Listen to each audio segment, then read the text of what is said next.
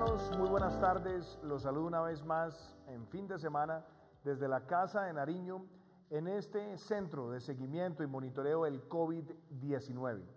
Vamos a darle inicio a nuestro Facebook Live para contestar preguntas de los ciudadanos. Me acompaña hoy en este espacio la ministra de Educación, María Victoria Angulo. Esperamos también atender muchas preguntas de los padres, de los maestros, sobre distintas materias relacionadas, sobre cómo avanza el aislamiento preventivo obligatorio y también sobre el retorno que tendremos a las clases presencialmente a partir del mes de agosto. Quiero empezar este espacio una vez más pidiéndole a Dios y dándole gracias por proteger a nuestro país.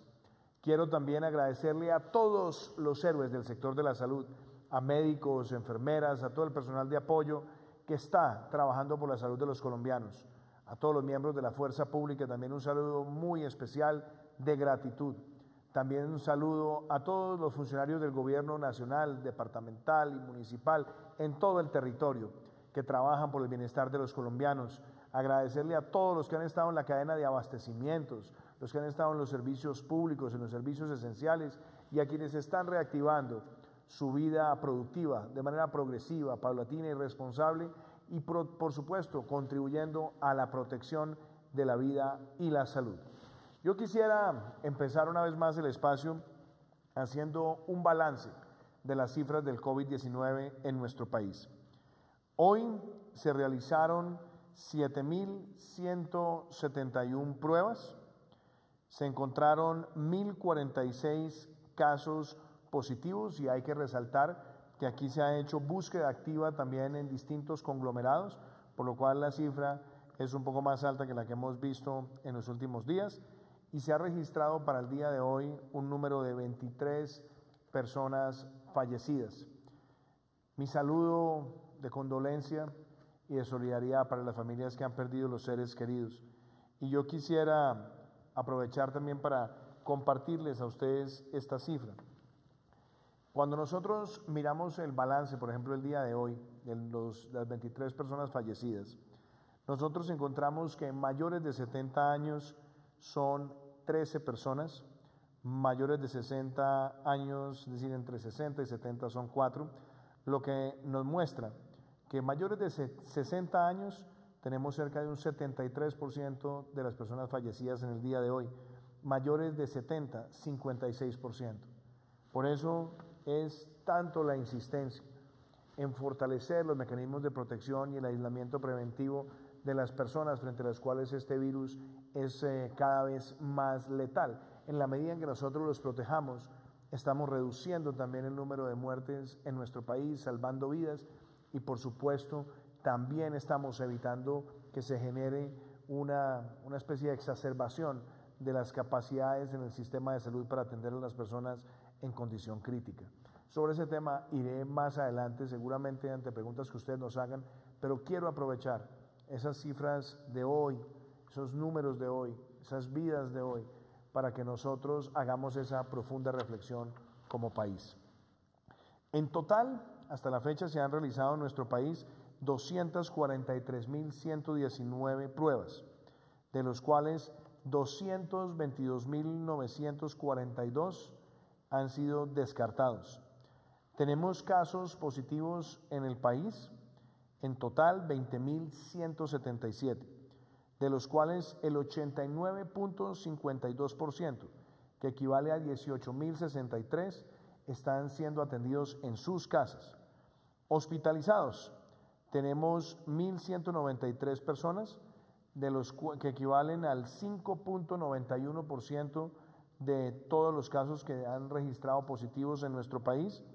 En unidades de cuidado intensivo tenemos 185 personas, lo que equivale al 0.92% del total de los casos positivos. Y algo muy importante, sigue creciendo en nuestro país el número de recuperados, que en este momento llega a 4.718 personas. A nivel mundial, iré rápidamente con las cifras, tenemos 5.175.476 casos, recuperados 2.087.336 y en todo el mundo se han registrado 338.000 039 fallecimientos. Siempre es bueno hacer esta actualización de la información y vamos a darle entonces inicio a las preguntas de los ciudadanos sobre distintas materias. Veo que aquí ya van creciendo rápidamente las preguntas y vea, ministra María Victoria, su presencia ya empezó a jalar acá muchas preguntas sobre el tema educativo. Voy a empezar con Ana Isabel. Ana Isabel nos pregunta, presidente, ¿nuestros hijos podrán volver al colegio y universidades a partir de agosto? Creo que esa es una pregunta muy importante, ministra, y sin duda yo creo que la respuesta para Ana Isabel es que sí. Ya empezamos a revisar protocolos, la ministra ha estado desde el primer día pensando en cómo sería también ese retorno a la presencialidad, pero con un modelo que hemos llamado el modelo de alternancia, donde está trabajo en casa, donde hay presencialidad, donde hay virtualidad, y eso nos ayuda también a adaptar el sistema educativo mientras seguimos conviviendo con una pandemia que no se va a ir en los próximos meses, que va a estar presente en el mundo y frente a la cual nuestra capacidad de adaptación es la que nos va a permitir proteger vidas, recuperar vida productiva y al mismo tiempo también recuperar vida académica, pero con unos protocolos y con unos mecanismos que tengan como prioridad la protección de la vida y la salud. Pero, ministra María Victoria, contésteme a Ana Isabel, ¿cómo se ha pensado ese proceso de retorno a la actividad educativa? Gracias, presidente. Y un saludo a Ana Isabel y seguramente a muchos padres que están conectados en este momento. Como lo mencionó el señor presidente, nos estamos preparando. Estamos trabajando en equipo con los secretarios de educación, los rectores de universidad, porque tenemos que recuperar la presencialidad con responsabilidad. Y bajo un modelo de alternancia que, como el señor presidente se lo explicaba, es una combinación que depende del tamaño de los cursos, de los grados, del tamaño de las instalaciones y que al final lo que traduce es cuidar, tener un equilibrio en salud y poder avanzar académicamente. Universidades, como contaba Ana Isabel, que tiene también un hijo en universidad, van a iniciar entre junio y julio laboratorios, activación de prácticas de laboratorio. Ministra, aquí nos pregunta también Sandra González lo siguiente. Buenas noches. Leí en internet que los calendarios A y B de los colegios se van a unificar. ¿Es eso cierto? No, la respuesta es no, no es cierto, no es que se vayan a unificar. Justamente se ha pensado también en esa recuperación de vida académica, pero entendiendo las particularidades de cada calendario y por eso nosotros lo que hemos dicho con mucha claridad también es que empezamos este proceso a partir de julio, pero tendremos a los dos calendarios activamente en el mes de agosto. Pero precisémoslo, ministra María Victoria. Sí, a Sandra. Nosotros mantenemos calendario A y calendario B y las claridades que dábamos para calendario B es que justamente finalizando mayo, comenzando junio, están terminando año escolar, luego tendrán su receso y cuando el colegio tiene definido el ingreso, que puede ser finales de agosto o septiembre, como es el tránsito de calendario B, regresarán, al igual que trabajaremos con todo el sistema educativo, con alternancia. En suma, se mantienen los dos calendarios y el mensaje que estamos dando es elaborar los protocolos, cuidarnos y trabajar bajo este modelo de alternancia. Y aquí tenemos una pregunta que nos la hace Mateo. Presidente, mis papás de 75 y 80 años hace más de 2 meses están en aislamiento obligatorio. Les falta salir, se sienten discriminados. Mateo, yo quiero aprovechar esta pregunta para hacer una reflexión. Yo creo que esa es la decisión quizás más dura que he debido asumir como presidente de la República y la tomamos no solamente con un grupo de expertos, sino también mirando toda la experiencia internacional sobre el comportamiento del COVID-19. Yo quiero hacer un especial énfasis. Hay 2 sectores de la población frente a los cuales los epidemiólogos hacían recomendaciones muy puntuales hace 2 meses. Por un lado, proteger a los mayores de 70 años, porque lo que se miraba para ese momento es que en ese grupo poblacional estaba la más grande consolidación de muertes en los países que habían sido severamente afectados por el COVID-19. Y entonces hicimos una valoración de medidas que se estaban tomando en otros países y veíamos que en aquellos países donde se había hecho un aislamiento también especializado, focalizado, los mayores de 70 años, estaba reduciéndose la mortalidad o por lo menos tenía un comportamiento distinto. Por eso nosotros, antes de decretar el aislamiento preventivo obligatorio para toda la nación, empezamos también con el sector poblacional de mayores de 70 años. Pero adicionalmente tomamos otra decisión y eso lo miramos con los expertos, con la ministra María Victoria, y era que no tuviéramos activados los colegios y las universidades por un tiempo prolongado y tuviéramos también a los jóvenes y niños en las casas, de alguna manera en aislamiento preventivo, para que no fueran un vector de propagación. Cuando nosotros vemos hoy el desempeño de Colombia, el número de muertes por millón de habitantes, el número de personas en unidades de cuidado intensivo frente al total de unidades de cuidado intensivo, pues muestran un comportamiento en nuestro país quizás mejor que el de muchos países. Y esto no es una competencia, pero sí nos sirve a nosotros para entender que se han hecho cosas que nos permiten hoy tener por lo menos más del 90% de las UCIs dedicadas para el COVID-19 aún sin ser utilizadas. ¿Por qué? Porque hemos protegido a aquellos sectores que en otros países son los que cuando se ven agredidos severamente por la enfermedad terminan también generando una exacerbación de las capacidades del sistema de salud. Entonces, al proteger al grupo de los mayores de 70 años, lo que pretendíamos es reducir muertes y proteger también las capacidades del sistema de salud para atender a toda la población. Ahora, ¿qué quiero precisar en esto, Mateo? Cuando miramos las estadísticas a la fecha, nosotros nos damos cuenta que el 49% de las personas que han fallecido en Colombia con COVID o por COVID-19, estamos hablando de personas mayores de 70 años. Cuando agregamos personas de más de 60 años, nos lleva a casi una cifra superior al 70%.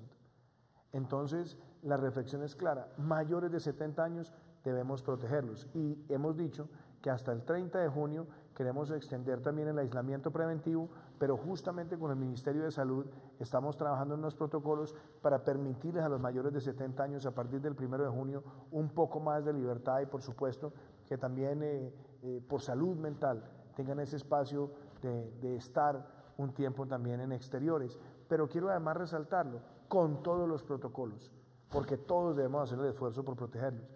Y también yo lo veo en personas menores de 70 años, también que tienen preexistencias o que tienen comorbilidades. Es muy importante también la protección de esas personas. Y así como tú lo sientes, Mateo, yo también puedo sentirlo con mis familiares, inclusive con mi propia madre, que me pregunta esto todos los días. Y yo creo que al hacer pedagogía y mostrar, primero que no los estamos discriminando, sino que los estamos protegiendo, de una manera que sabemos les genera incomodidad, inquietud, ansiedad, pero todos los geriatras con los que hemos estado trabajando, las personas que han seguido el comportamiento del COVID-19 con muchísimo rigor, han entendido la importancia de esa medida y yo lo que quiero transmitirle a todos los mayores de 70 años, lo que tenemos es aprecio, valoración, reconocimiento por lo que representan para nuestro país, pero no queremos verlos en riesgo de morir por cuenta de esta pandemia y por eso sabemos que esta medida, aunque es incómoda, es necesaria pensando en la salud y en la vida. Aquí nos pregunta José Raúl, presidente, ¿cómo va la capacidad de UCIs en el país? Este tema debe ser prioritario. Sí, José Raúl, en efecto lo es y nosotros debemos tener para el día de hoy cerca de 185 personas en unidades de cuidado intensivo. Colombia en este momento en total tiene más de 5.500 unidades de cuidado intensivo y de las cuales un poco más del 50% está hoy disponible. Eso quiere decir que de un total aproximado de entre 2.600, 2.800 UCIs que podemos tener en este momento liberadas para COVID-19, tenemos apenas 185 utilizadas. Si lo miramos en el factor de estadística total de COVID-19 en el país de contagios, es menos del 1% las personas que están positivas y que están en unidades de cuidado intensivo. Y de otro lado, cuando miramos el total de unidades de cuidado intensivo disponible para COVID frente a las que están siendo utilizadas, pues vemos que más del 90% están todavía libres para atender pacientes. Creo que eso muestra también que se han tomado medidas para ir habilitando capacidades existentes, pero también por otro lado se ha ido haciendo una reconversión de unidades de cuidado intermedio para que sean unidades de cuidado intensivo y también, como lo hemos visto en los últimos días, han empezado a llegar a nuestro país ventiladores para que sigamos también ampliando esa capacidad. Nos pregunta Elizabeth Cristina Castro Villegas, ¿cómo podremos los padres estar seguros que los protocolos de bioseguridad se cumplirán en los colegios? Es una muy buena pregunta, ministra. ¿Por qué no le contestamos a doña Elizabeth? Bueno, nuevamente un saludo, buenas noches a Elizabeth y a todos los padres que nos están acompañando. Yo creo que aquí el trabajo es conjunto, presidente. Primero, lo estamos liderando con las secretarías de educación y los gobernantes locales. Segundo, la relación de ellos con cada uno de los rectores. Contarle a Elizabeth que el protocolo pasa por temas de higiene, también pasa por temas de distanciamiento social, por temas de organización para evitar que haya justamente congestión o aglomeración, y también académicos, porque es lograr combinar el trabajo presencial con un trabajo en casa. Decirle a ella que hacemos equipo y que así como ella nos pregunta, vemos en ella un gran liderazgo de asumir lo que esto implica en el proceso educativo, así que necesitamos de todos mucha información de la familia para saber también el estado de salud de los familiares, si está algún adulto mayor con ellos en casa, para tener toda una información que nos permita cuidar y acompañar lo mejor posible al niño y al joven, ya en el caso de educación superior, que sería la pregunta a universidades. Ellas vienen también trabajando un detallado protocolo. Gracias, ministra. Aquí nos hace una pregunta también importante Andrés Orjuela. Hola, presidente, quiero saber cuántas pruebas se han hecho y si hemos mejorado. Pues como les decía ahora, empezando el espacio, tenemos en este momento realizados en el país 243.119 pruebas. Eso nos lleva a que cuando hacemos el balance nos demos cuenta que en el indicador de pruebas por millón de habitantes, que es un indicador relevante, y miramos también el tamaño de los países, claro, entre más grandes los países, más complejo es hacer un número generalizado de pruebas, toda vez que hay muchos mecanismos, muchos elementos que están escasos en el mundo, pero nuestro país ha venido creciendo el número de pruebas y hoy básicamente cuando miramos pruebas por millón de habitantes, hoy nosotros como país estamos haciendo, por ejemplo, más pruebas por millón de habitantes que las que se están adelantando en México, que las que se están adelantando en Argentina, que las que se están adelantando en Brasil. Estamos muy cerca también de igualar a Costa Rica, que es un país muchísimo más pequeño que el nuestro, pero que también tiene un número importante, y obviamente tenemos una situación que es relevante diferenciar. Nosotros hemos concentrado en el balance de estas pruebas para el indicador oficial las pruebas PCR o pruebas moleculares, que son las pruebas de mayor precisión. Otros países están incluyendo, por ejemplo, las serológicas dentro del balance, y por supuesto en algunos lugares podemos ver que las serológicas representan un factor dominante sobre el número de pruebas, pero las pruebas PCR, las pruebas moleculares, son las que traen mayor certeza. Y por eso nosotros, teniendo este protocolo quizás de mayor rigor desde el punto de vista estadístico, hemos privilegiado las PCRs, y nuestra meta es que muy próximo estemos llegando a las 10.000 pruebas diarias y superar también ese indicador.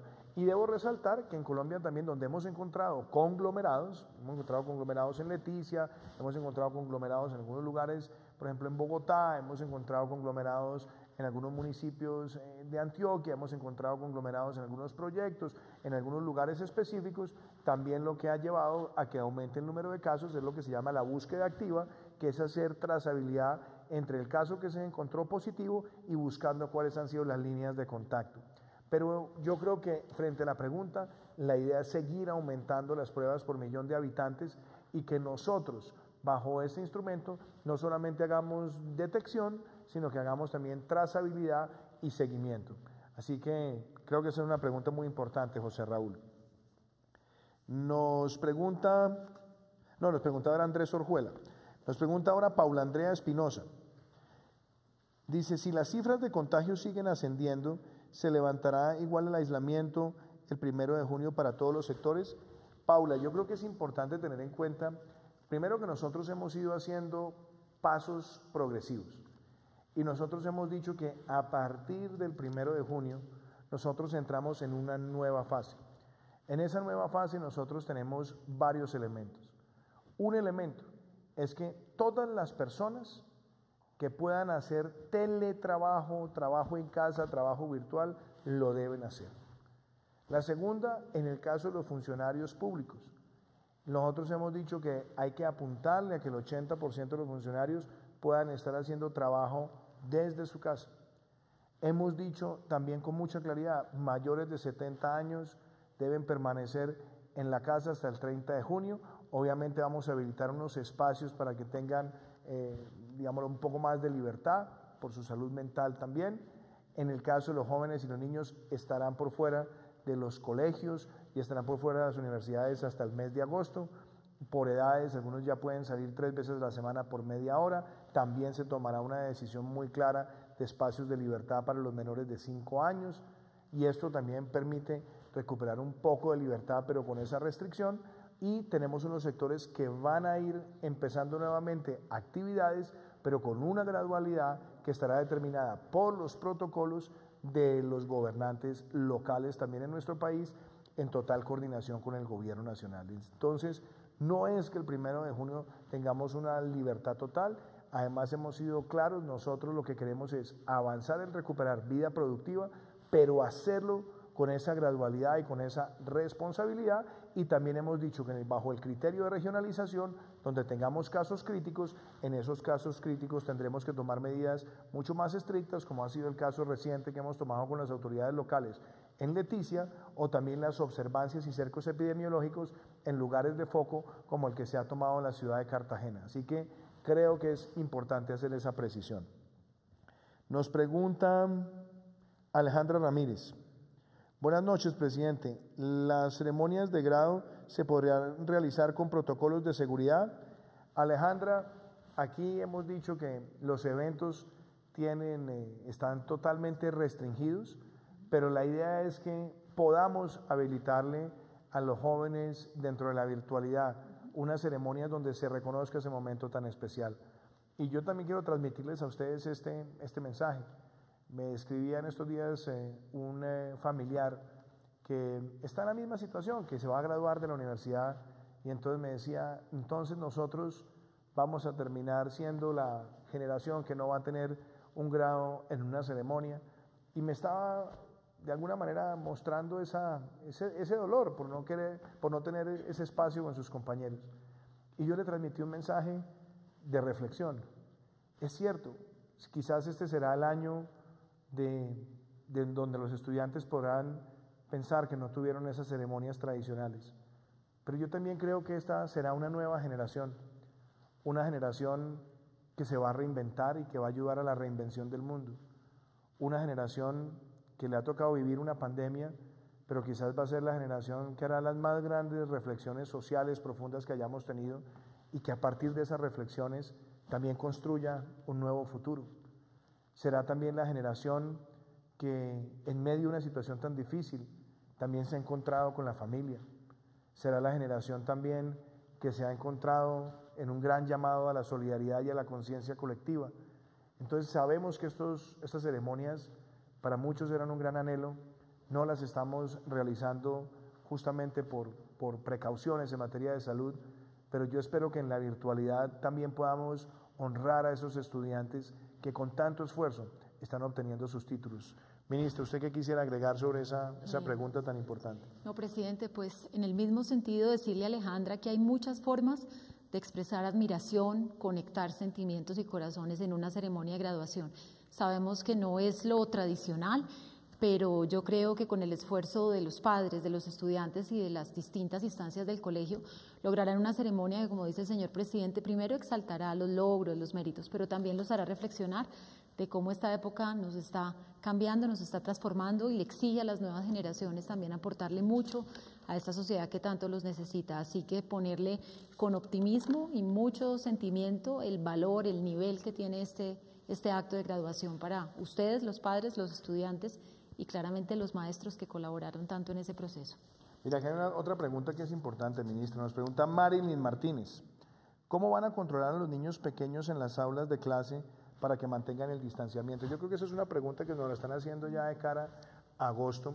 Cuando tengamos el modelo de alternancia tendremos unos días de virtualidad, unos días de trabajo en casa y otros días de presencialidad, pero también los protocolos dentro de las aulas, ¿cómo serán? Sí, señor. Bueno, Marilyn, presidente. Sí, nos pregunta Marilyn Martínez. Bueno, un saludo, Marilyn. Esta es una gran pregunta para todos, porque obviamente los más pequeños son a quienes les nacen permanentemente el contacto, el abrazo, el juego, la lúdica, la expresión. Y creo que ahí vamos a tener todos que sumar esfuerzos. Nosotros estamos desde el Ministerio acompañando a las secretarías para generar información con gráficos, dibujos, tiras cómicas donde podamos mostrar el otro lado del cuidado. que no es una obligación per se ponernos el tapabocas, sino que estamos cuidando a muchos y serán estos pequeños superhéroes en este rango de edad los que incluso serán ejemplo en las instituciones educativas, y así todos tenemos que procurar para entender que el cuidado tal vez es la forma más solidaria de encontrarnos y de darle cariño a todas las instancias del colegio. Así que con su colaboración, Marilyn, y la nuestra y la de los maestros, tenemos que lograrlo. Aquí nos pregunta Daniela López. Señor presidente, ¿cuándo serán los días sin IVA? Nosotros tenemos previsto el primer día sin IVA el día 19 de junio. Tenemos el segundo día el 3 de julio y tenemos el tercer día el 19 de julio. Así que es importante anotar esas fechas porque esperamos también que en medio de toda esta situación que ha sido compleja, obviamente a través de las plataformas de comercio electrónico que también estarán habilitadas, pues esperamos también darle un empuje y un realce a nuestro país para empezar este segundo semestre del año con muchísima energía, con muchísimas ganas y con muchísimo compromiso para defender lo nuestro, para ganarnos la vida en el sentido de derrotar los estragos del COVID-19. Cuando yo digo vamos a ganarnos la vida es vamos a ganárnosla con ingenio, con creatividad, con responsabilidad, con cultura ciudadana, con disciplina colectiva también. Y creo que estos 3 días sin IVA, que han sido una propuesta desde el primer día de gobierno, entran en vigor en medio de esta circunstancia y debemos verlas como una gran oportunidad para sacar a nuestro país adelante. Se nos acaba el tiempo de esta media hora de Facebook Live. Mañana también estaremos con ustedes contestando preguntas. Espero que a estas preguntas directas también siempre tengamos respuestas claras, contundentes, directas, para que ustedes tengan información precisa. Y no quiero despedir este espacio sin hacerles un llamado, y es que la disciplina nuestra en la higiene, la disciplina nuestra en el distanciamiento, la disciplina nuestra en el uso del tapabocas salva vidas, y para ejercer ese comportamiento no hay excusas, porque las excusas causan daño. Así que los dejo con esta campaña para que no tengamos excusas y podamos cumplir con los protocolos, el distanciamiento, las normas de higiene y el uso del tapabocas. Ana, 45 años, modista, en una empresa textil, positivo para COVID, pero aún no lo sabe. Usa tapabocas debajo de la nariz. Ana estornuda sobre la cafetera y contagia a su jefe y a Pablo, Marina, Rosa, Luis y a 300 empleados más. La empresa cierra y todos quedan sin trabajo. Ana, ¿por qué no te pones bien el tapabocas? Su excusa le aprieta las orejas. Tus excusas ponen en riesgo tu vida y la de muchas personas. Aprendamos a convivir para poder vivir. El futuro es de todos. Gobierno de Colombia.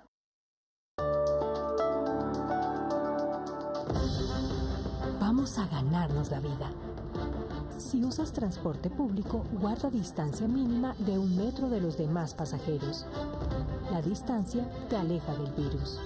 Yo me cuido, tú te cuidas. Así, vamos a ganarnos la vida.